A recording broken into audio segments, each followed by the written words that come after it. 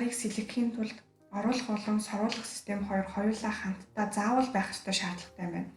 Тэгвэл эдийн засгийн хувьд ямархуу үн өртөгтэй байдаг вэ? Дараа суйрлуулсны дараа ашиглалтын зардал гэж байх уу? Байвал ер нь ямархуу хэмжээнд байдаг юм бол? За тэгэхээр энэ бол айгүй том асуудал л та. Яг үүндээ бол компани болгон өөрийн гэсэн төсөвтэй, өөрийн гэсэн брэндүүд орж ирдэг. Брэндүүдтэй байна тийм ээ. Тэндээс нь мөнгөнд өнгө ярьж эхэлнэ л дээ. За яг олон улсын практикт ингээд 1 м квадратад одоо шин $100, $150. Хамгийн гоё нь бол $400 ч юм уу $300 долларын одоо төсөв тавьж ийж агаар сэлгэх, хөргөх, халаах системүүд маань хангалттай хүний тав тухыг үүсгэнэ гэсэн тийм одоо тайм тооцоо байдаг гэж сонсч байсан. Мэдээж хамгийн хямдхан нь агаар сорох систем хийх нь хамгийн хямдхан. Яг зөв хийе гэх юм бол агаар өгөх системтэй цуг хийх нь зөв. Тэгэхээр эхлээд анхны хөрөнгө оруулалт, дараа нь ашиглалтын зардал гэж гарч ирж байна тий. За эхлээд мөнгөө гаргаад хийчлээ. Дараа нь ашиглалтын зардал гэж гарна.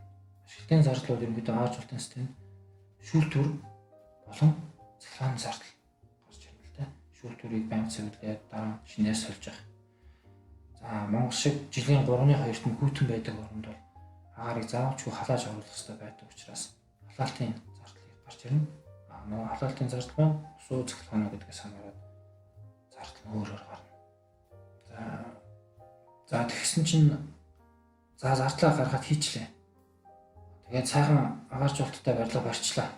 Тэгсэн чинь хажуудлын барилга арай бага, метр квадрат үнэлгээ арай бага гэсэн мөртлөө ижлэгэн шилэн цонхтой тий байгаад байдаг.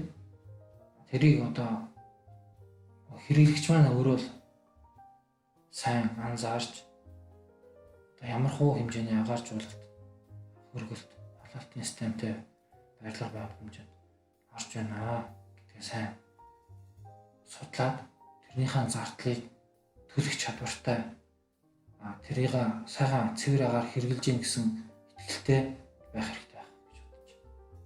Тэгэхгүй бол одоо хүмүүс яг өндөө бол интерьер дизайн, баярлал шилэн фасаданд мөнгө төлөөд байдаг.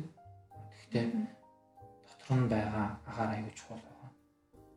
Тэр зардлыг одоо яг өндөө төлдөг байх хэрэгтэй. Төлж ийж агааржуулалтын систем ажиллана. Тэгж ийж бид нар цэвэр агаараар амьсгална.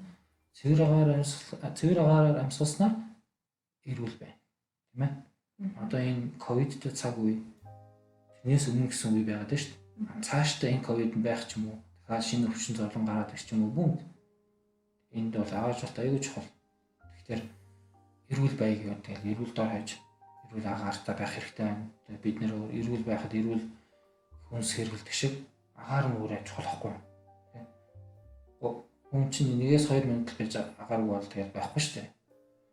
Тэгэхээр энэ бол нэг намарт хэрэг.